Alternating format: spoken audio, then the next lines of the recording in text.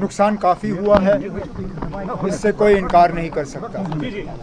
लेकिन अल्लाह ताला का लाख लाख शुक्र कि एडमिनिस्ट्रेशन, चाहे सिविल चाहे पुलिस, ऑनरेबल एमएलएज के साथ मिलके उन्होंने वक्त पे जो कदम उठाए, जो लो लाइंग एरियाज से लोगों को इवैक्यूएट किया, जो इमरजेंसी शेल्टर में रखा, उससे कम से कम जानी नुकसान से हम बचे।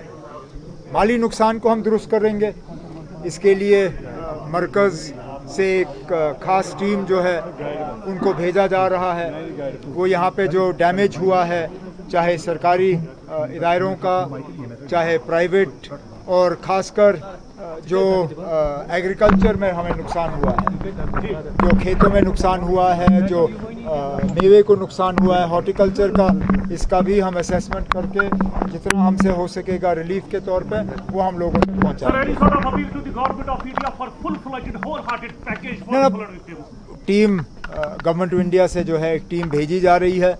उनसे जाहिर सी बात है हमारी गुजारिश होगी कि जितना वो हमें दे सकेंगे रिलीफ के तौर पे वो दें, ताकि उसका सही इस्तेमाल हो।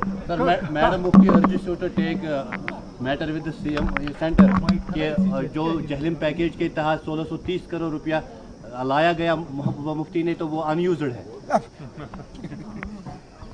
अब ये बात उन्होंने खुद छेड़ी, तो अब मैं क्या कहूँ ना। पहले तो वो इस बात का जवाब दे कि उन्होंने खुद क्या किया। 18 तक तो वो खुद थी। 15 जनवरी में मैं चला गया, 15 पूरा, 16 पूरा, 17 पूरा, 18 आधा, 3.5 साल 2014 के सैलाब के बाद ज़रा वो मेहरबानी करके बताएं कि हमें क्या दे के गए वो। उसके बाद मैं मरकज़ से 18 के बाद का जवाब जो है वो मैं हासिल कर लूँगा, लेकिन कम से कम 18 तक जो उनके मिनिस्टर थे वो उसका हमें जवाब दें।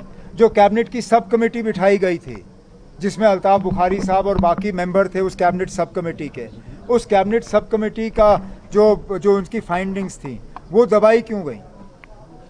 ये अगर उन्होंने उस वक्त सही काम किया होता, 2014 के सैलाब के बाद अगर सही तरीके से ड्रेजिंग की गई होती, अगर सही तरीके से फ्लड चैनल का जो है कैरिंग कैपेसिटी बढ़ाई गई होती, अगर यहाँ पे जो पंप शेड बनाने थे अगर उन पे काम मुकम्मल किया गया होता, आज शहर का ये हाल नहीं होता।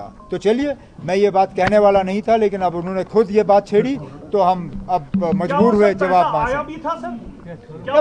पैसा तो आया था, पैसा आया था, उस पैसे का इस्तेमाल कहाँ हुआ, अब उसके लिए हमें जवाब मांगना होगा। सर, कल हजरत बल में स्टोन जो है उसको पत्थर से तोड़ा गया, दरअसल रवि ने प्रेस कॉन्फ्रेंस दी, तो इसके बारे में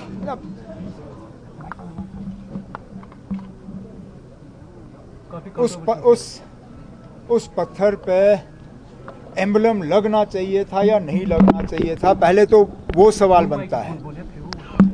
मैंने अभी तक किसी भी मजहबी इदारे में, किसी भी फंक्शन में इस तरह का एम्बलम का इस्तेमाल होते हुए नहीं देखा है। तो क्या मजबूरी बनी थी कि हजरत बल के इस प्रोग्राम, इस पत्थर पे एक तो एम्बलम इस्तेमाल, और फिर पत्थर लगाने की क्या जरूरत थी ना? क्या काम काफ़ी नहीं था? दरगाह हजरत बल को ये सूरत जो है, ये शक्ल शेर कश्मीर शेख मोहम्मद अब्दुल्ला ने दिया था। मुझे तो बताइए ना, कहीं पे उन्होंने ऐसा पत्थर लगाया? आज भी लोग उनके काम को याद करते हैं, इस बात के बावजूद कि उन्होंने वहाँ अपने नाम का कोई पत्थर नहीं लगाया। पत्थर लगाने की ज़रूरत ही नहीं थी। अगर काम सही होता तो लोग खुद ब खुद उस काम को पहचान लेते। अब चलिए, उन्होंने गलती की, हो गया, नहीं होना चाहिए था। तो पीएससी लगाने पे उन्होंने कहा कि पीएससी लगना चाहिए। ये अब डरा धमका के ये करने का क्या फ़ायदा? आपने पहले तो लोगों के जज्बातों के साथ खिलवाड़ हुआ, कम से कम उसके लिए तो माफ़ी मांगी जाए। ये कहे कि ना हाँ जी हमसे गलती हुई, पत्थर पे ये होना नहीं चाहिए था, किसी ने नहीं किया। आप बाकी जो मजहबी इदारों में फंक्शन होते हैं जहाँ इस तरह के पत्थर लगते हैं, आप गूगल करके निकाल के देखिए, कहीं पे भी ये सरकारी एम्बलम जो है इस्तेमाल नहीं होता। सरकारी एम्बलम सिर्फ और सिर्फ सरकारी फंक्शनों में इस्तेमाल होता है। मस्जिद जो है, दरगाह, मंदिर, गुरुद्वारा, ये सरकारी इदारे नहीं है, ये मजहबी इदारे होते हैं। मजहबी इदारों में सरकारी एम्बलम इस्तेमाल नहीं होते। सर लास्ट एक क्वेश्चन, आपने जीएसटी काउंसिल मीटिंग की दिल्ली में, तो जम्मू कश्मीर से कितना फायदा मिला? बहुत फ़ायदा मिला।